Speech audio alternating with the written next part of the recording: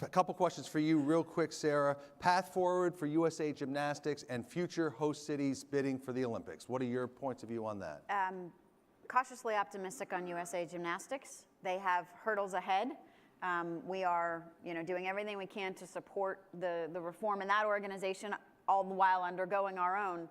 But I'm cautiously very optimistic, and I'm incredibly optimistic in the elite athlete programs and what we're going to see from Team USA in Tokyo 2020.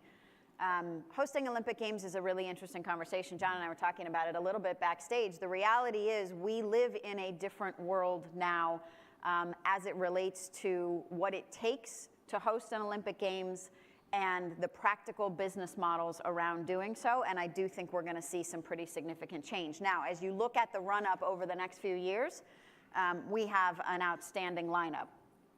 I can't not say we as the United States hosting the Olympic Games again in Los Angeles in 2028 will, as we did in 1984, redefine what it means to host an Olympic Games. And that's an incredible opportunity and obligation, but it will change the Olympic movement. If IOC comes to you and says we need 2026 in the United States, are we prepared to host? We have the capability to host. In Salt Lake? That's not going to happen. But it's not going to happen. It's not going to happen. Okay. But we have the capability.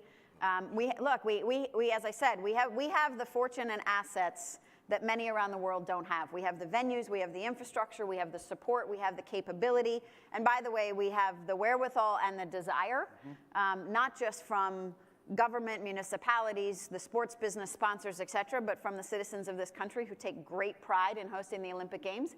If called upon, we can do it, but it's not going to happen in 26.